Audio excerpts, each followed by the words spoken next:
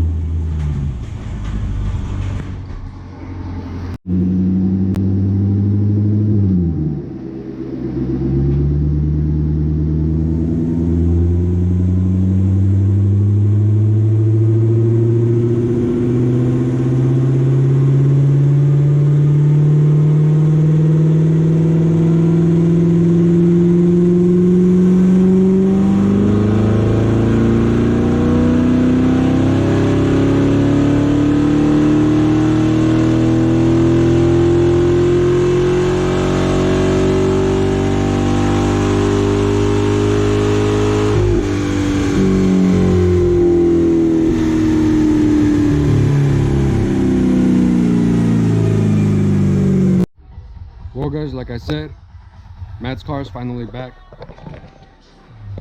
He went ahead and installed his Texas Speed headers with the little Haltech intake, nothing crazy. Headers are kind of hard to see, but unfortunately he couldn't get the flex fuel sensor wired in. Well, guess what job it is to get it done. Matt, I just want to let you know that I hate you from the bottom of my heart for this, but let's get it done. For those of you that have never wired in a flex fuel sensor on the Vet, the damn ECM is right there. So guess whose job it is to take apart the whole damn fender just to wiring in one little wire. You guessed it, that's me.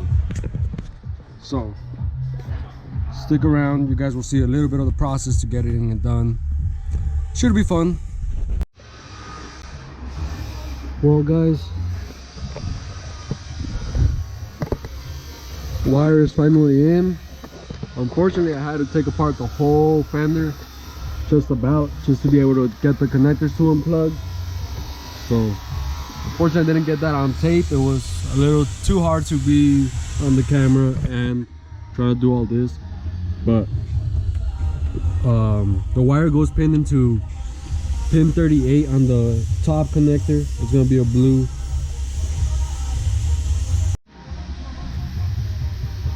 So it should be reading the alcohol now. So car is ready to get strapped and back to tuning it goes. So stay posted.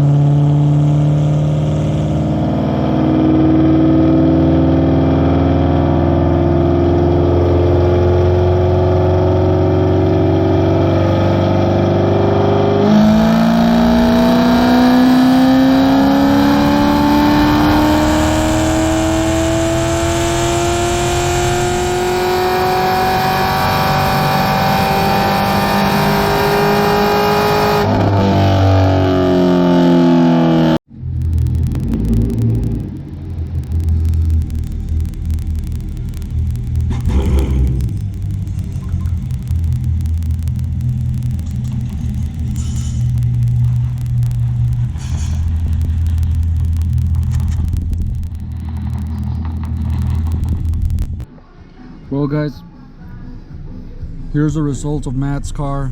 This is the third day tackling this car. After going through the engine and everything, making sure everything was mechanically sound, we did see a lot of gains. Obviously they installed the headers and the flex fuel tune. So The problem with this car that we're facing is false knock. Since I didn't want to rely on the knock sensors, what I had to do is, as you guys will see, I had the GoPro recording the exhaust. On direct injection engines, usually when there's detonation or pre-ignition, you see a lot of black smoke come out of the exhaust. So that's why you see some tailpipe. Just to rule it out, like I said, it's still left on a very mild tune, nothing crazy, but still, you guys saw the gains, they're amazing. So the car left a whole different beast. So it was a huge learning curve. I hardly mess with these. Ever since Matt brought his car, we did notice the horsepower was a little on the lower side for an LT1. So we came to the conclusion how sensitive the knock sensors are on all these new 5th gen computers, not the cars, 5th gen computers. So they're extremely sensitive. Unfortunately, Matt loves his cars loud, and I respect that. So when he brought it in to do the stock pull, he did have stock exhaust except for a muffler delete. Well, we are starting to believe that it was that caused all this timing to get pulled. It was just so loud, it was causing resonation, and it was tripping out the knock sensors. So this is why his car only came in making 378 instead of the usual 400 that we see on all these LT1s. It's also not the only time that I've seen an LT1 come in with such low timing and a ton of knock retard on a C7. We did have a similar experience with another vet. I just didn't want to desensitize it because it was mostly stock, so I figured it would have been fine. Well, since we added the long tubes on Matt's car, it was just completely tripping out the sensors. I ended up taking out a ton of timing, close to 10 degrees from factory, and it was still picking up knock retard. So what I ended up doing is we desensitized them, we ran higher octane, and just to be on the safe side. It did leave on a very mild tune, so there's more to get out of it. I was just playing it safe. We will run it like that for a bit, go through further diag. I'm gonna end up ordering my knock box so I can hear for detonation. I'm not gonna rely on stock sensors no more after today. So all that being said, I am gonna show you the kind of gains he saw. Check it out. So obviously the first one was the average of 3 pulls we did. This is the one that did the most, and then you can see the curve is very similar. Right here you can see where the timing is getting pulled out pretty damn bad, and then you can see how a little bit smoother it was running. So yeah, that pretty much concludes it. It did leave a whole different beast, so I hope Matt likes it. But yeah, so it was definitely a learning experience. I'm really grateful with Matt and then my other buddy from across the sea. He also helped me diag it a bit. I know it's been a few weeks since my uploads. Unfortunately, I've been pretty busy. I haven't even had a chance to go through with the GoPro. So this is going to be one of the first videos I upload in a bit.